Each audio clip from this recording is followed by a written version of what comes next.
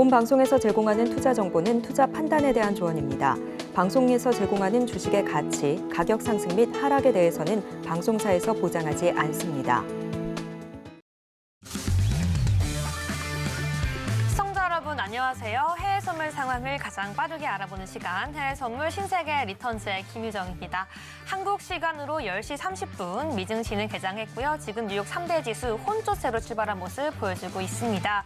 네, 일반적인 상황에서는 이 고용 부진이 증시에 안 좋은 영향을 끼치겠지만 지난 몇 개월간은 달랐습니다. 이 연준이 고물가를 잡기 위한 긴축 정책을 펼치고 있기 때문인데요. 이 노동 지표가 부진해야지 증시가 힘을 받을 수 있었습니다. 하지만 전일에 발표된 미국 노동부의 2월 채용 공고 보고서가 부진하게 나왔음에도 이 뉴욕 3대 지수는 둔화됐고 하락했습니다. 또 다른 양상을 보여준 건데요. 바로 이 부진한 고용 지표에 대해서 시장은 과연 어떻게 새롭게 해석을 한 걸까요? 이 지표의 해석은 상황에 따라 다르게 해석해야 한다는 건 알지만 아직도 시장 속에서 유연하게 대응하기 어렵다라고 하시는 분들, 오늘도 해외 선물 신세계 리턴즈와 끝까지 함께해 주시기 바라겠습니다. 그럼 오늘도 함께하는 마스터 지금 바로 화면으로 만나보시죠.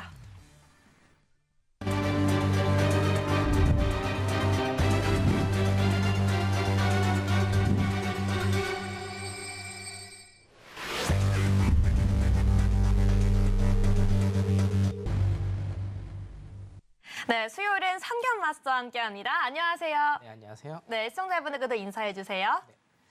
시청자 여러분 안녕하십니까? 성견 선생입니다. 하루가 다르게 시장이 급변을 하고 있죠. 자, 어저께 구인 이직 보고서 발표가 났습니다.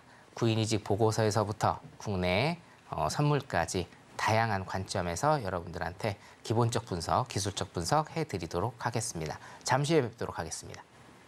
네, 오늘도 선견 마스터가 현재 상황을 정확하게 분석할 수 있도록 많은 내용 준비했으니까요. 끝까지 함께해 주시고요. 방송 중에만 들어있은 앞에 있는 노란 톡방 QR코드 지금 바로 스캔해 주셔서 함께해 주시기 바라겠습니다. 그럼 현재 상품별 시세 지금 바로 화면으로 만나보시죠. 네, 현재 지금 주요 상품 중에서는 골드를 제외하고는 하락하고 있는 모습입니다. 네, 파운드와 유로 같은 경우에도 주요 통화 하락 중이고요. 오일도 하락하는 모습 보여주고 있습니다. 그렇다면 나스닥부터 유로 FX까지 현 시장의 시세 함께 짚어보도록 하겠습니다. 네, 먼저 나스닥 파동 함께 살펴보도록 하겠습니다. 네, 계속해서 하락하고 있는 모습입니다. 네, 21시 22분경에 찍어줬던 고점도 하락하고 있을 때의 고점이었는데요. 지금 22시 49분 미증시 개장 이후에도 계속해서 하락폭을 키워나가면서 고점을 형성하고 횡보하고 있는 모습 보여주고 있습니다. 지금 0.6%가량 하락하면서 13,130달러 선에서 거래가 되고 있는데요. 일단은 경제지표 부진을 시장은 경기 침체 가능성으로 해석하고 있고 이에 따라서 하락하고 있는 모습 보여주고 있습니다. 여기에 더해서 완화됐나 싶었던 은행 리스크까지 장기화될 수 있는 리스크가 부각되고 있는데요. 계속해서 5일까지 살펴보도록 하겠습니다. 네, 5일 같은 경우에는 지금 분봉 차트상 보이는 것처럼 굉장히 혼란스러운 모습 보여주고 있습니다. 일단 22시 11분경에 고점 80달러 선 형성했고요. 그 이후에 바로 22시 39분에 저점을 형성했는데요. 네, 최근에 너무 많이 상승해서일까요? 하락하는 모습 보여주고 있습니다. 0.17% 하락하면서 80.57달러 선에서 지금 형성하고 있는데요. 일단은 지금 오펙 플러스의 감산 발표는 됐지만 이보다는 더 경기 침체 우려 속 수요 감소 가능성이 더 부각되고 있는 게 현실입니다. 그 이유는 현재 원유 시장은 공급보다는 수요의 영향이 더 크기 때문인데요. 이 80달러 선을 더 깨트리고 내려가게 될지 오늘 방송 통해서 계속해서 확인해 보도록 하겠습니다. 네, 계속해서 골드도 함께 살펴보도록 하겠습니다. 네, 골드도 계속해서 소폭 상승하고 있는 모습인데요. 오늘 장에서는 2,039달러 선에서 거래가 되고 있습니다. 네, 22시 13분경에 고점 형성했고요. 지금은 상승분을 일부 반납하고 22시 48분경에 저점을 형성했지만 그럼에도 약상승하고 있는 모습 보여주고 있습니다. 일단 주요 원인을 꼽자면 미국 채권 금리가 하락하고 달러까지 약세를 보이는 게 현재 골드의 상승을 주도하고 있다고 볼 수가 있습니다. 네, 마지막으로 유로까지 함께 살펴보도록 하겠습니다. 네, 유로 같은 경우에는 달러 약세에도 오늘 소폭 하락하고 있는 모습 보여주고 있는데요. 1.0986 달러 선에서 거래가 되고 있습니다. 네, 분봉상으로 유로 역시 지금 방향성을 잡지 못하고 행보하고 있는 모습인데요. 상방과 하방 압력 모두 잡으면서 고점과 저점 계속해서 경신해 나가고 있는 모습 보여주고 있습니다. 네, 여기까지 개장 이후 파동 살펴봤습니다. 네, 그럼 나스닥부터 오늘의 투자 전략 함께 잡아보도록 하겠습니다. 네, 성경 마스터님 기다렸습니다. 나스닥부터 함께 우리 시청자분들께 투자 전략 잡아드려야 할 텐데요.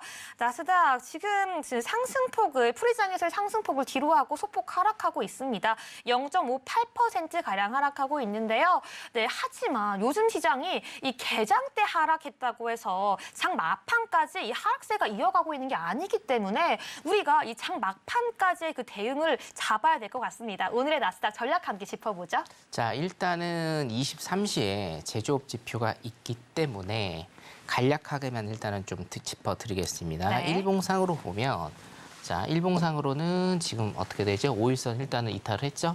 5일선 이탈을 한 상황에서 침체에 대한 우려가 굉장히 조금 커졌습니다. 조금 이따 제가 이슈 시간에 한번 굉장히 좀 자세하게 다뤄드릴 건데, 구인이직 보고서 발표가 났고요. 침체에 대한 우려로 일단은 5일선, 일봉상으로 5일선 이탈을 하고, 자, 오늘 여기 밑으로 일단은 내려올 것인가 굉장히 의문이죠. 그래서 요거 일단은 체크를 하셔야 되겠고요. 30초 정도 있다가 우리 제조업 지표 발표가 나기 때문에 30초 있다가 제가 한번 다시 봐드리도록 하고, 네. 바로 굉장히 좀 핫한 종목이죠. 골드 일단은 넘어가 볼게요. 네. 자, 골드 일단은 넘어가 보겠습니다. 자, 일봉상으로 보면요. 아직도 상승에 관한 여력이 남아있는 것을 우리가 알 수 있습니다. 자, 어저께 굉장히 크게 뻗으면서 안전자산으로서의 이제 입지를 조금 굳힌 것 같습니다. 안전자산으로서의 입지를 조금 굳힌 게 아니냐. 무슨 얘기냐면, 코로나 사태 이후로 2020년 3월 코로나 사태 이후로 골드가 안전자산에서 조금 빠진 감이 있습니다. 예. 우리가 US 달러를 제외하고는 안전자산에서 조금 이탈한 게 아닌가라는 그런 분석들이 있었는데, 저도 마찬가지로 몇 차례 설명을 드렸고요. 이제는 경기 침체에 대한 우려가 있기 때문에 골드가 다시 안전자산으로서의 회귀, 그 다음에 어저께 구인이직 보고서가 발표가 나면서 침체에 대한 것이 이제 현실화되는 거 아니냐. 일단 그렇게 해서 기본적 분석으로 봐도 골드에 큰 상승이 있었다. 자, 지금 보면 5일선을 일단은 딛고, 그래도 뭡니까? 5일선을 딛고 현재 양봉 보이면서 추세는 매수의 흐름, 추세 일단은 가고 있습니다. 물론 분봉을 한번 체크를 해보면요, 여러분. 분봉 같은 경우에는 길게 좀 늘려드릴게요. 자, 오늘 사실은 굉장히 실전 매매를 해보신 분들은 아시겠지만 전 종목이 다 굉장히 어려웠습니다. 추세가 없었어요. 거의 뭐 박스 추세라고, 하루 종일 박스 추세거든요. 하루 종일 박스 추세 보이다가, 자, 9시 15분입니다. 조금 전에 9시 15분에 우리 ADP 비농 지표 발표 후에 다시 급락을 하는 이런 모습 일단은 보였고, ADP 비농 후에 급락하는 모습. 이 급락은 지금 사실 보면요. 골드에 대한 방향성을 정할 때, 자, 나스닥 차트랑 좀 비교를 해서 보시라라고 제가 말씀을 드렸었죠. 커플링이 되는지 디커플링이 되는지가 중요한데, 자, 나스닥 차트 잠깐 보겠습니다. 네. 나스닥 차트 잠깐 보시면 굉장히 많이 하락을 했습니다. 조금 전부터. 그렇죠? 22시 30분부터 굉장히 좀 많은 하락을 했어요. 여기 보시면 나스닥도 오늘 하루 종일 횡보였는데, 자, ADP 비농이 발표되고 시장이 상승을 조금 하다가, 자, 22시 30분입니다. 22시 30분 상승하고 횡보죠. 횡보 후에 22시 30분에 쭉 급락하는 모습을 일단 보였어요. 오르고 횡보 급락. 자, 그러면 골드 차트 잠깐 다시 보도록 하겠습니다. 골드 차트를 잠깐 보면, 골드는 항상 제가 뭐라고 말씀드렸습니까? 나스닥, 미국 시장과 같이 가는지, 커플링이 되는지 디커플링이 되는지를 판단하고 방향성을 설정하시는 것이 유리하다라고 제가 말씀을 드렸죠. 자, 골드 어떤가요? 상승, 횡보, 하락. 그렇죠? 상승, 횡보, 하락. 오늘은요, 나스닥하고요, 일단은 커플링이 된다라고 생각을 하셔야 됩니다. 자, 그래서 커플링으로 같이 가고 있다. 방향성 설정하실 때는 일단은 뭐예요? 일봉상 매수 방향. 일봉상 큰 그림 매수 방향 설정하시고, 자, 두 번째로 단타 개념. 단기적인 개념을 보실 때는 뭡니까? 나스닥과 똑같이 미국장입니다. 나스닥 플러스 S&P죠. 나스닥과 S&P로 방향성을 설정하셔서 단기 매매 하시는 게 좋아 보입니다. 자, 그러면 골드는 여기까지 보도록 하고 네. 나스닥 아까 못 봤으니까 나스닥을 다시 보도록 하겠습니다. 네, 다시 한번 짚어보겠습니다. 자, 그 제조업 지수, 제조업 지수가 일단은 지금 발표가 났고요. 지금 생방송 중이기 때문에 어떻게 발표가 났는지는 제가 일단은 모르겠으나, 네, 지금 자. 예상치와 이전치를 하회했습니다. 일단은 예상치를 하회했죠. 네. 자, 그러면 기술적으로만 본다라고 하면 21선 맞고 다시 하락을 일단은 조금 하고 있죠. 자, 그래서 오늘 포인트는 어디가 될 것이냐? 자, 우리가 수렴. 자, 발산을 조금 했다라고 치면요. 수렴입니다. 수렴 구간에서 밑으로 발산을 했어요. 자, 그러면 다음은 뭐예요? 수렴. 이미 22시 30분에 추세를 한번 줬기 때문에 지금 제조업 지표가 나와도 뭡니까? 한번 잠깐 발산을 한 다음에 다시금 수렴을 계속할 가능성이 굉장히 커요. 오늘 전체적인 추세를 보면 물론 나스닥 같은 경우에도 일봉상으로는 어떻습니까? 21선을 타고 가면서 매수 추세인 거는 맞습니다. 큰 그림은 매수 추세인 건 맞는데 오늘 분봉상으로 보면 굉장히 많이 어떻게 됐어요? 거의 뭡니까? 거의 추세가 없을 정도로 횡보장이었습니다. 하루 종일 횡보장이었어요. 오늘 모든 종목들이 다 횡보장이었습니다. 자, 그래서 단기적으로는 지금 추세가 밑으로 나오고 있기 때문에, 그리고 일봉상으로도 어때요? 아까 제가 말씀드린 5일선을 일단은 이탈을 했기 때문에 지금은 단기적으로, 오늘입니다. 단기적으로는 매도 포지션이 일단은 유리해 보인다. 일단 이렇게 방향성 설정을 해드릴 수가 있겠습니다. 자, 방향성 설정 같은 경우에 어떤 진입자리 같은 경우에는 나스닥 지금 23시에 지표 발표하고 이제 막 시작한 거나 다름없기 때문에 이따가 다시 한번 좀 봐드리도록 하겠습니다. 여기까지입니다. 네, 감사합니다. 오늘 같은 경우는 조금 더 상세하게 나스닥과 골드 모두 짚어주고 계시는데요. 네, 조금 전에 미국 3월 ISM 비제조업 PMI가 예상치와 이전치를 하회했습니다. 네, 지금부터 본격적으로 다시 한번 방향성이 설정된다고 해도 과언이 아니기 때문에 잠시 뒤에 다시 한번 더 짚어보도록 하고요. 저희는 계속해서 5일 짚어보도록 하겠습니다. 네, 맞선님 5일 차트 보면서 함께 이야기해 보도록 하겠습니다. 계속해서 5일 상승하는 모습 보여주다가 오늘은 조금 소폭 하락하고 있는 모습 보여주고 있습니다. 이 시장에서는 사실은 공급보다는 수요가 더 중요하다라는 논리가 또 생겼기 때문인데요. 우리 5일 앞으로 어떻게 봐야 되고, 시장에서는 뭐 $100 가까이까지 상승한다고 보고 있지만 5일 어떻게 봐야 할지 한번 이야기 들어볼게요. 네네. 자, 5일 같은 경우에는 지금 크게 제가 분봉을 먼저 볼게요. 분봉을 먼저 보면 5일도 뭡니까? 횡보 박스예요. 하루 종일 그랬습니다. 네. 그리고 여기도 사실은 횡보 박스. 아까 유럽장 시작 시간에 추세 한번 줬고요. 사실은 지금까지 횡보 박스를 계속적으로 일단은 그리고 있다. 자, 이게 일단은 첫 번째. 아까 앵커님께서 말씀하셨다시피 뭡니까? 수요에 관한 것. 수요에 관한 이슈. 수요의 이슈가 나왔죠? 예, 그래서 어저께 얘기를 계속 해야 되는데, 구인이직 보고서 제가 이슈 시간에 맨 처음에 잡아 드릴 건데요. 구인이직 보고서에 구인이직 보고서에 대한 어떤 침체에 대한, 경기 침체에 대한 우려가 어저께 나왔거든요. 그래서 5일은 일단은 하락장으로 지금 가고 있다. 기본적 분석을 일단 이렇게 하시면 될 것 같고, 자, 일봉을 일단 보도록 하겠습니다. 일봉 같은 경우에는요, 큰 그림은 어떻게 돼요? 5일선 위에서 지금 형성을 하고 있기 때문에 뭡니까? 아직도 매수 방향인 거는 맞는데, 자, 여기에서 보세요, 여러분. 자, 여기에서 어떻게 됐습니까? 갭 상승이 굉장히 크게 나왔죠. 그렇죠? 텅텅 비었습니다. 매물대가 비었다는 뜻이거든요.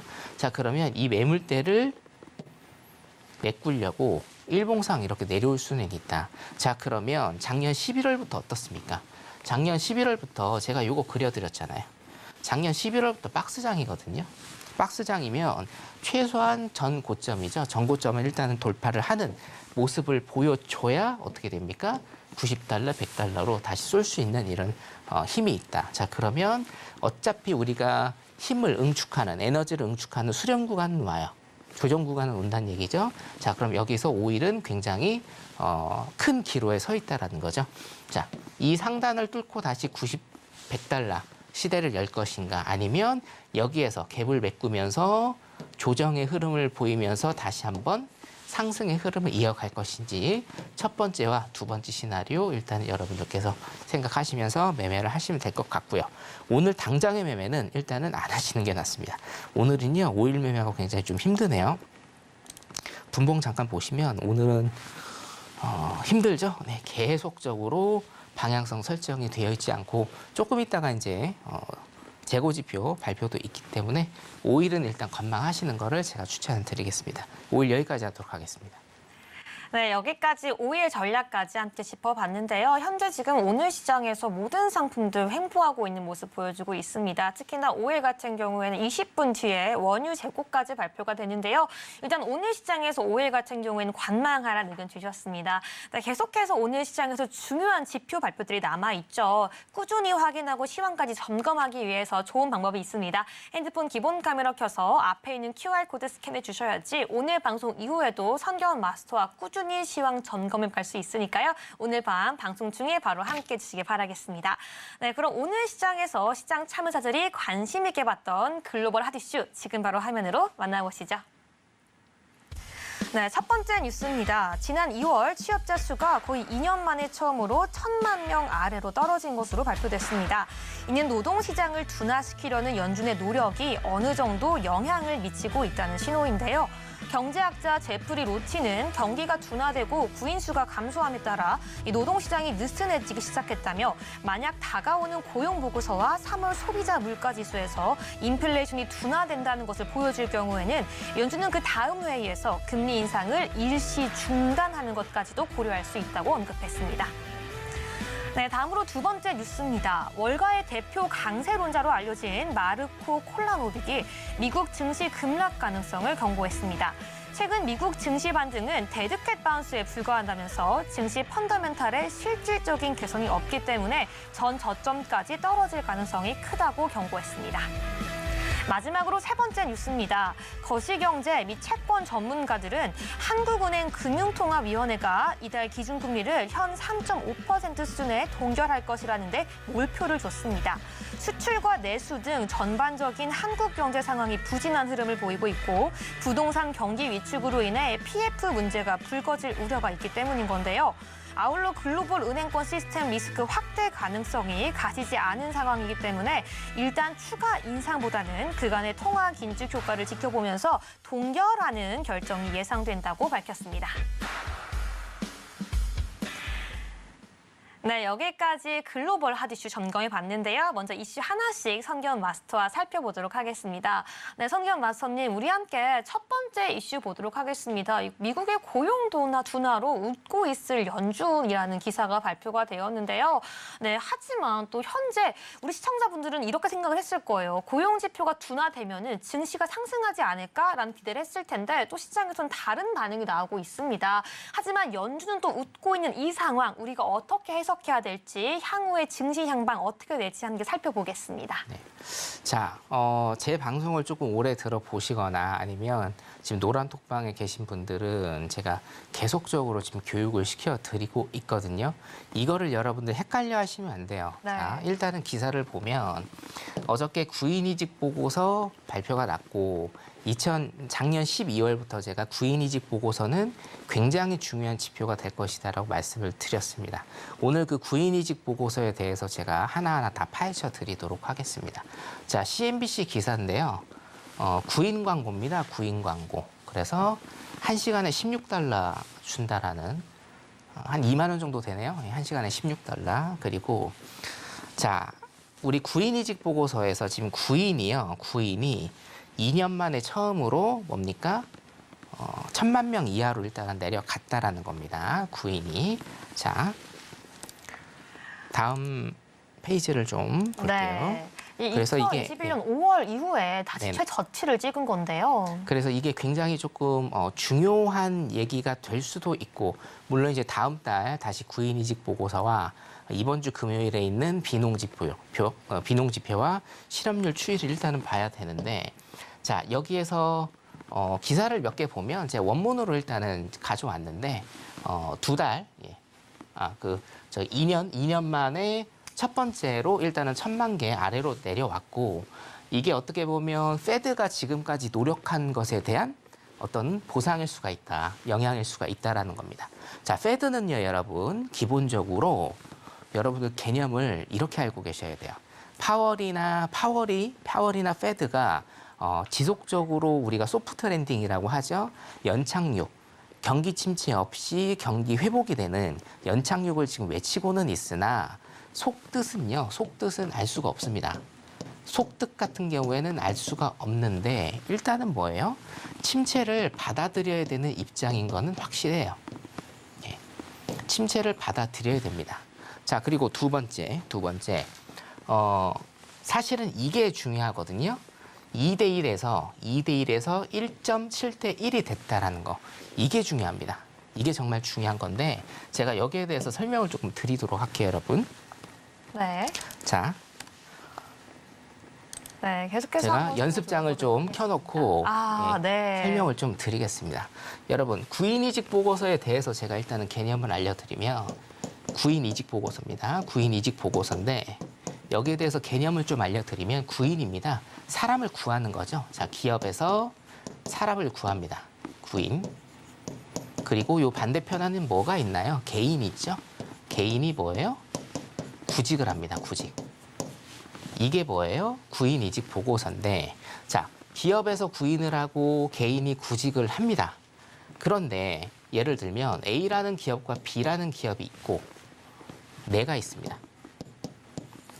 자, 일을 하려는 사람보다 구인을 하려는 기업이 많아지면 어떻게 되죠?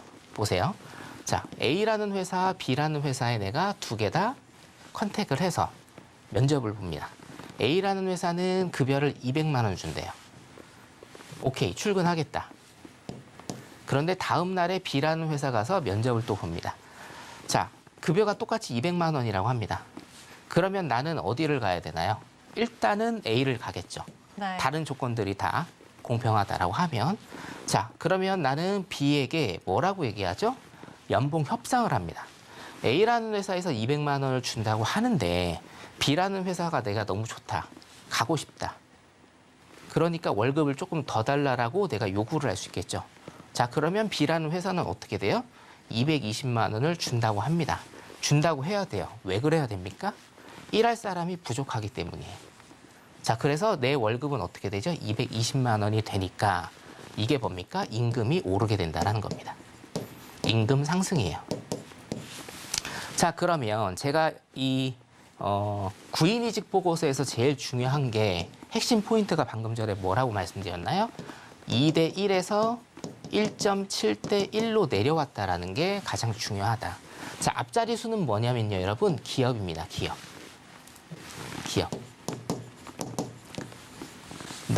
내가 일을 하고 싶은 게 1이에요. 자, 그러면 내가 일을 하고 싶으면 나를 원하는 기업이 두 군데란 얘기고, 내가 일을 하고 싶으면 나를 원하는 기업이 1.7개란 얘기입니다. 여러분, 이해되시죠?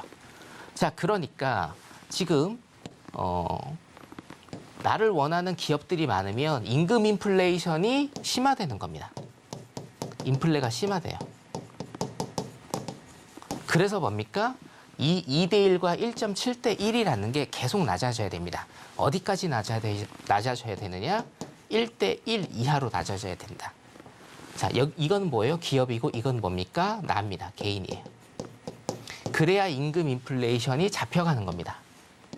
그리고 나중에는 어떻게 돼야 되겠어요? 경기 침체가 온다라고 하면 이게 뭐예요? 1이 0단위로 가는 거죠.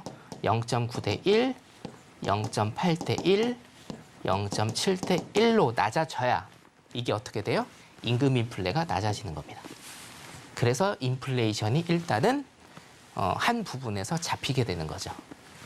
자, 이거 지우고 다시 한번 좀 보도록 하겠습니다. 네. 자, 그래서 앞에 기사에서 일단은 얘기를 했던 것이 이거예요. 자, 전에는 2대 1이었어요. 근데 지금은 뭡니까? 1.7대 1로 낮아졌더라는 거예요. 자, 지금까지 페드에서 금리 인상을 하는 이유는 뭡니까? 인플레이션을 잡기 위해서 금리 인상을 했다.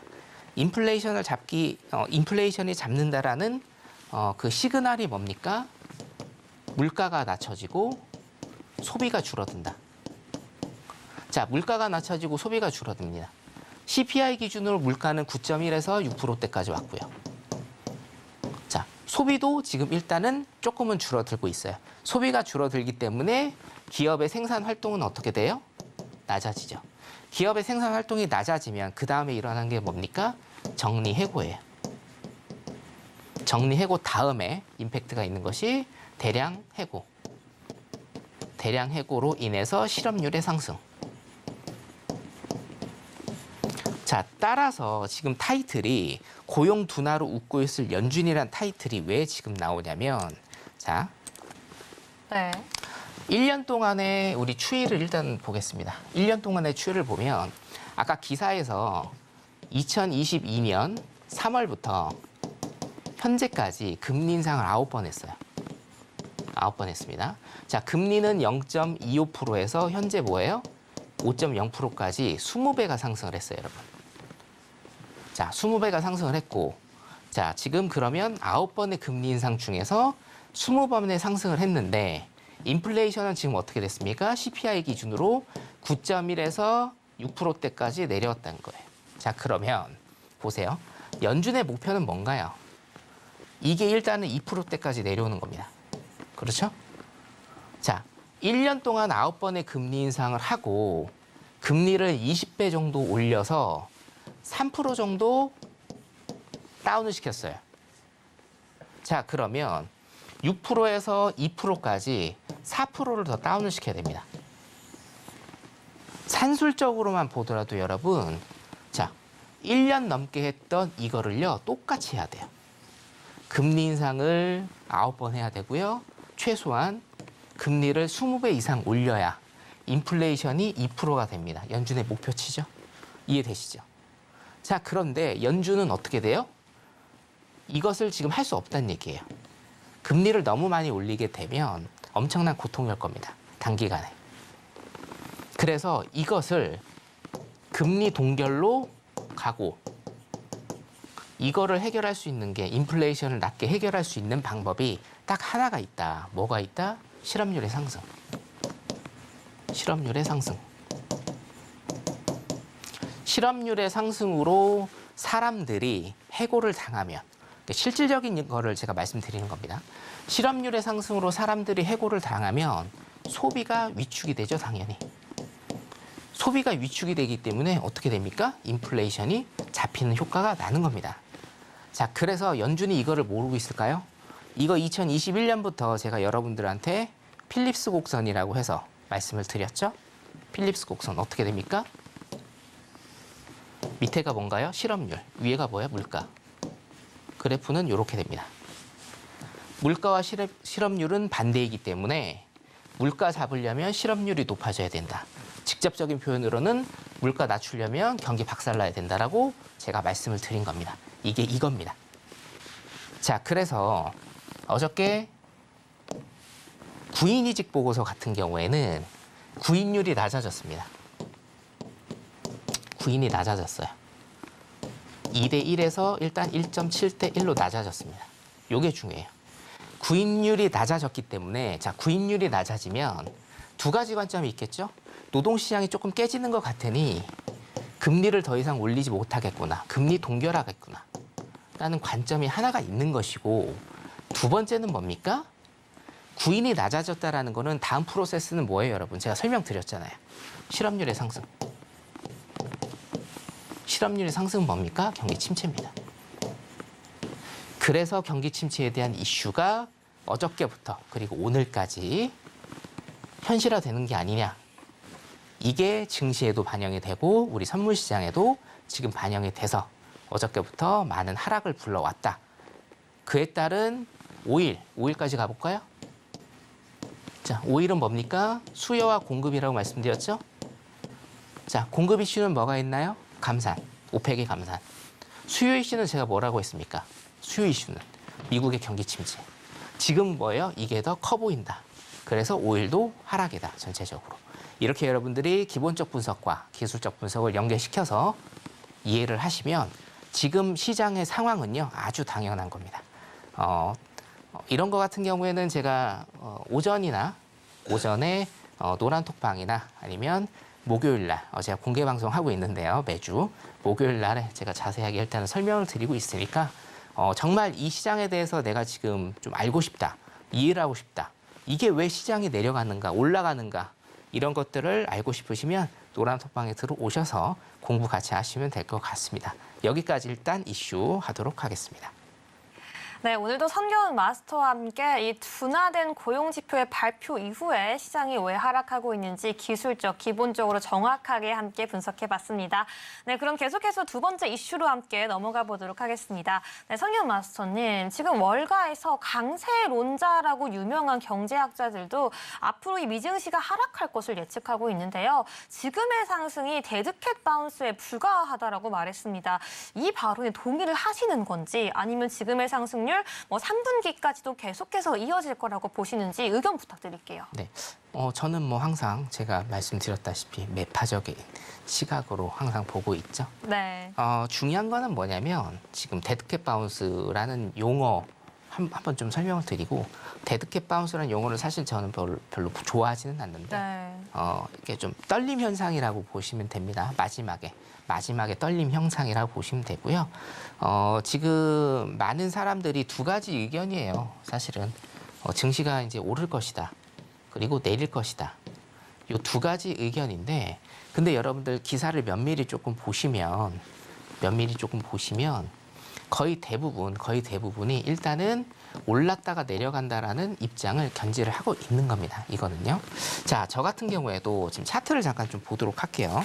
이 차트가 좀 중요해서 네. 그 자료 내리고 차트를 잠깐 좀 보도록 하겠습니다. 네. 자, 일봉선 차트를 일단은 보시면, 자, 제가 작년 11월 6일부터 말씀을 드린 게 있어요.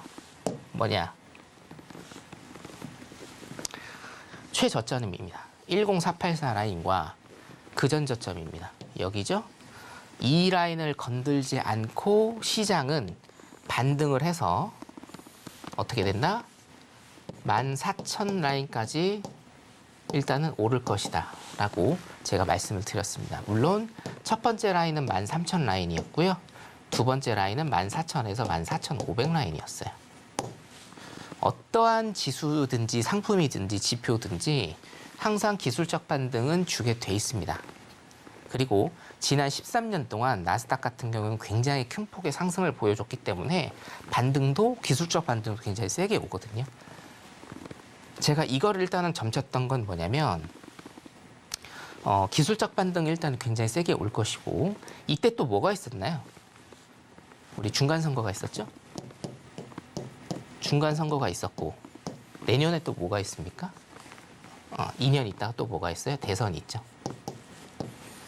그리고 뭡니까?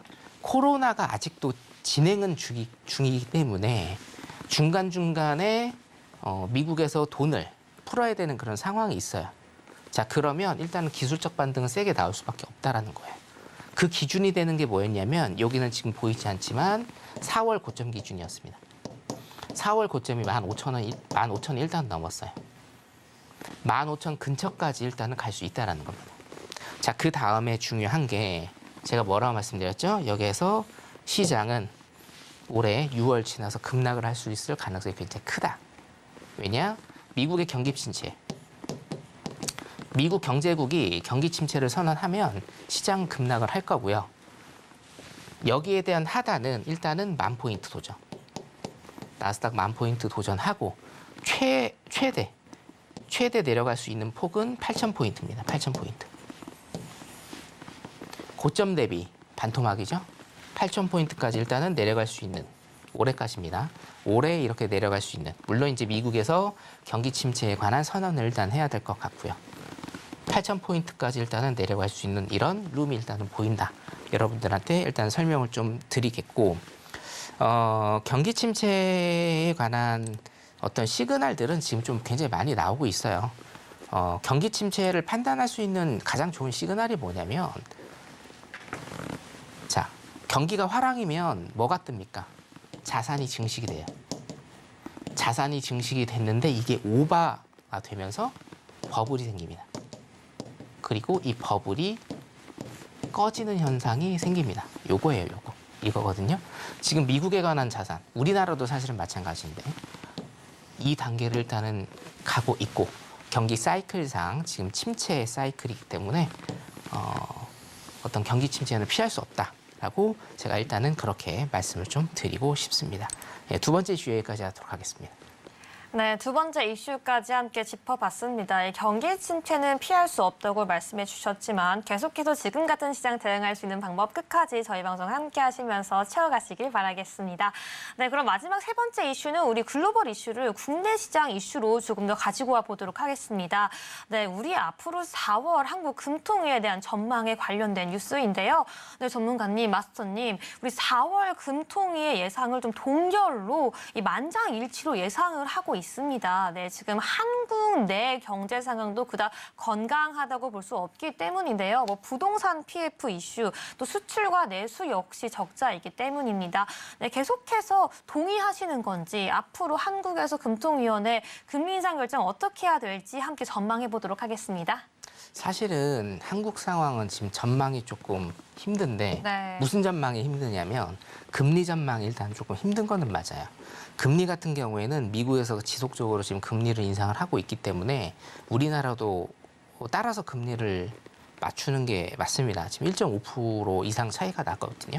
그러면 우리도 일단은 따라가야 되는데 자, 여기에서도 지금 얘기하는 게 뭐냐면 우리나라의 어떤 체력, 그렇죠? 우리나라의 체력이 일단은 미치지 못한다. 지금 계속적으로 일단은 우리나라가 금리를 올리게 되면 미국은 지금 제가 항상 강조드렸다시피 국가부채가 일단은 문제고요. 우리나라는 가계부채가 일단은 문제거든요. 가계와 기업부채라고 제가 조금 하겠습니다. 경제학 공부하신 분들은 아시겠는데 국가는 뭡니까? 매크로, 것이고요. 가계와 기업은 뭡니까? 미시입니다. 미시, 마이크로. 미시기 때문에 미국은 지금 거시적인 문제가 있고 우리나라는 뭐예요? 미시적인 문제가 있다. 일단 이렇게 생각하시면 돼요. 자, 그럼 어떤 문제가 있는지 조금 보면 지금 여러분들께서 물론 이제 그 현물하시는 주식 방송에서 많이 들으실 수도 있는데 이게 어차피 해외 이슈로 우리나라의 어떤 문제점이나 이런 것도 저희가 진단을 좀 해드리기 때문에 오늘 조금 깊게 들어가면 자, 일단은 기준금리를 동결할 거다라고 전문가들이 예측은 하고 있습니다. 그 동결할 것 같아요. 왜냐하면 우리나라의 체력이 미국을 쫓아가지 못한다라는데 지금 거의 다 동의를 하고 있고 이게 만약에 이번 달에 올릴 거였으면요. 저번 달에 올렸습니다. 조금이라도. 이해되시죠? 무슨 얘기인지. 그러니까 우리나라의 체력, 경제적인 체력이 미국을 따라가지 못할 것이다 라는 생각을 했기 때문에 저번에 안 올린 거예요. 그럼 이번 달에도 일단은 안 올릴 겁니다. 추이를 무조건 지켜봐야 될 수밖에 없어요. 자, 그리고 요즘에 여러분들이 신문에서 제일 많이 나오는 게 이겁니다. 프로젝트 파이낸싱, PF입니다. PF 문제가 지금 굉장히 조금 핫 이슈인데 여기에 관해서 제가 조금만 설명을 좀 드릴게요. 시간이 허락하는 한 제가 조금 설명을 좀 드리도록 하겠습니다. 네. 간략히 조금 해드리고요. 노란톡방에 들어오세요. 제가 내일 다시 한번 설명을 드릴게요. 노란톡방에 들어오시면. 그 PF 대출이라고 여러분들이 조금 많이 들어보셨을 건데 이게 뭐냐면 자, 우리가 이제 시행사라는 게 있죠. 시행사에서 땅을 사요. 땅을 사고 여기다 이제 집을 지어야 됩니다. 자, 그런데 돈이 없어요. 그러면 은행에서 돈을 차입을 해서 집을 짓고 분양이 다 되면 시행사에서 돈을 가져가고 남는 돈으로 뭡니까? 은행에다가 빌린 돈을 다 갚는 겁니다. 이게 뭐예요? PF의 기본적인 구조라고 여러분들이 보시면 돼요. 자, 그런데 여기에서 어떤 문제가 발생하느냐. 첫 번째, 이 은행의 문제. 여러분들 많이 사용하시는 1금융 있지 않습니까?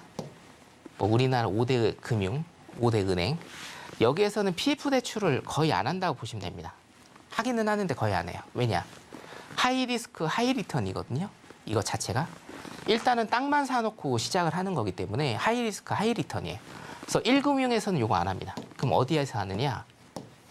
거의 대부분 보험사, 증권회사, 저축은행, 새마을, 단위새마을, 중앙새마을 말고요. 단위새마을, 단위농협, 단위수협 같은 이런 데에서 PF 대출을 굉장히 좀 많이 한다라는 거예요.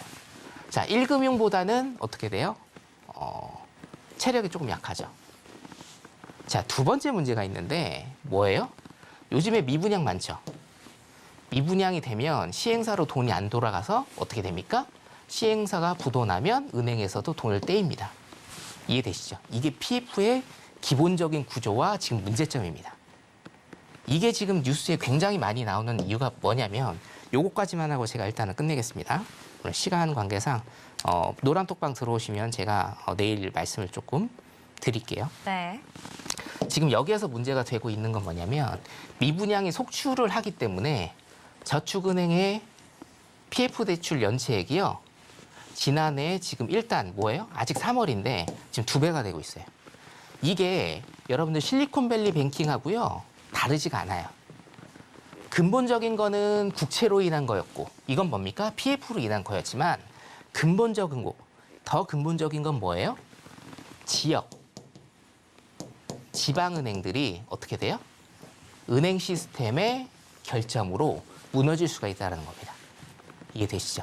근본적인 건 이거예요. 중앙은행, 메이저 은행이 아니고 지역과 지방은행들이 은행 시스템의 가장 약한 고리, 그것을 건드려서 뭡니까? 은행이 파산할 수 있다. 그래서 PF 같은 경우에는 굉장히 조금 국내 시장에서 디테일한 이슈기는 한데 여러분들이 꼭 아셔야 되는 거고요. 오늘 이제 생방송이기 때문에 여기까지 제가 일단 하는 걸로 하고 내일 공개 방송이 있습니다. 노란톡방 들어오시면 제가 내일 오전에 정리해서 여러분들한테 방송해 드리도록 하겠습니다. 여기까지 하도록 하겠습니다. 네, 오늘도 이 글로벌 핫 이슈 3가지 이슈 모두 선견 마스터와 함께 짚어봤는데요. 오늘 방송에서 못다한 이야기 더욱더 자세한 교육은 지금 바로 핸드폰 기본 카메라 켜서 앞에 있는 QR코드 스캔해 주셔야지 계속해서 방송 이후에도 함께 공부해 나갈 수 있습니다. 네, 시장에서 하루 걸러 하루 정말 중요한 이슈들 호재와 악재 모두 등장하고 있는데요. 더욱더 유연하게 대응하기 위해서 시장을 정확하게 파악하고 투자하기 위해서 교육을 먼저 하는 게 더 먼저인 것 같습니다. 지금 바로 핸드폰 기본 카메라 켜서 선견 마스터와 함께 할 수 있는 기회 방송 중에 함께 해주시기 바라겠습니다. 네, 그렇다면 이제는 우리 시청자분들이 가장 기대하는 시간이죠. 우리 선견 마스터의 해외 선물 매매 일지 지금 바로 화면으로 만나보겠습니다. 네, 선견 마스터의 해외 선물 매매 일지 공개해 보도록 하겠습니다. 네, 오일과 골드, 나스닥을 3월 14일부터 3월 21일까지 수익 매매해 주셨는데요. 일단 무려 수익률이 총합해서 115.5%입니다. 오일 같은 경우에는 2,171치게 수익 내주시고요. 골드 같은 경우에는 2,537치게 수익, 나스닥 같은 경우에는 각각 128칙, 2,538칙의 수익 내주시면서 이 100%가 넘는 수익으로 마무리했습니다. 네, 계속해서 이 3월 27일부터 3월 31일간의 이 단기 매매 함께 보도록 하겠습니다.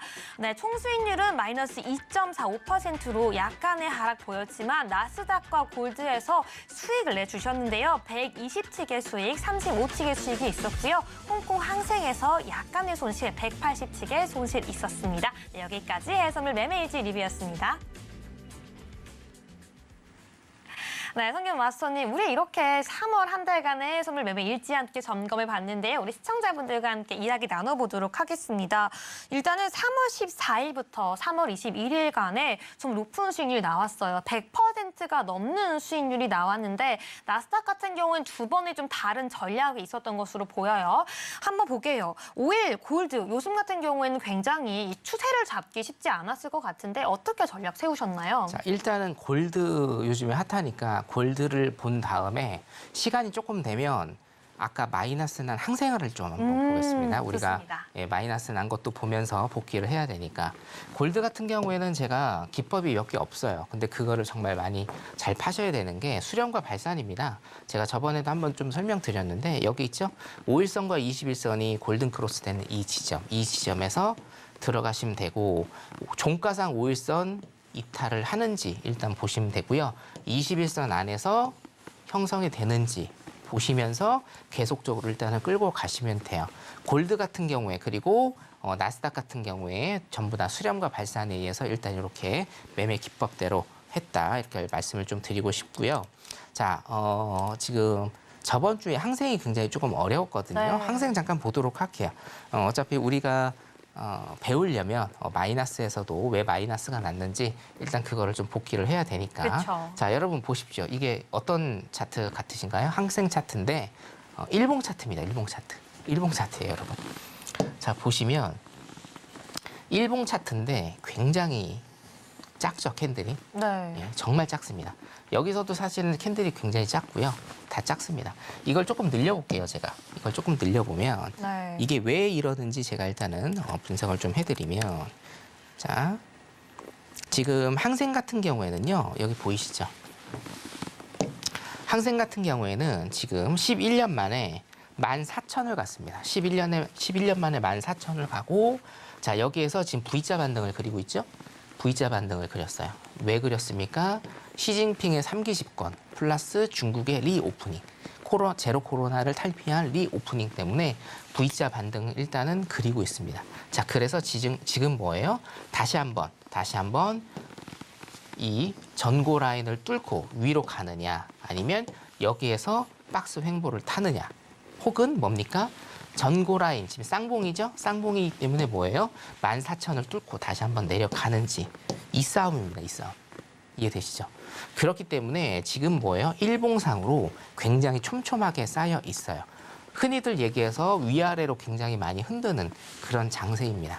자, 그래서 항생 여러분들이 하실 때는 제가 항상 말씀을 드리지만 요즘에는 굉장히 조금 보수적으로 접근하셔야 됩니다. 보수적으로.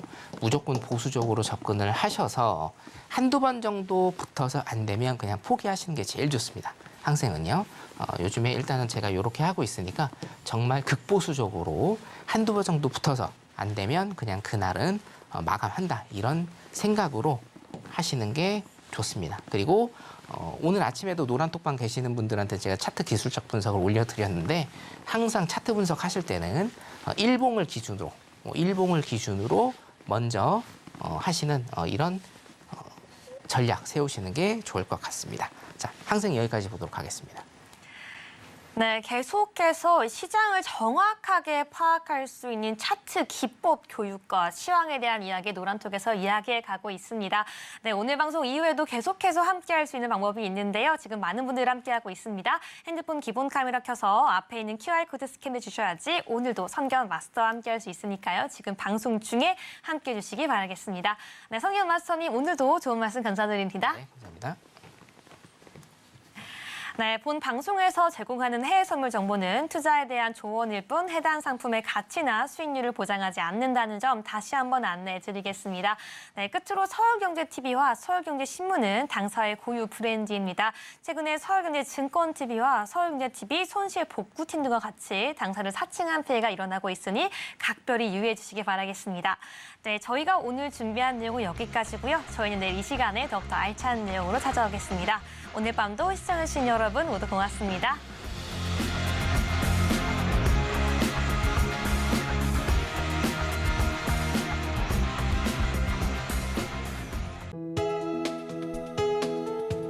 본 방송에서 제공하는 투자 정보는 투자 판단에 대한 조언입니다.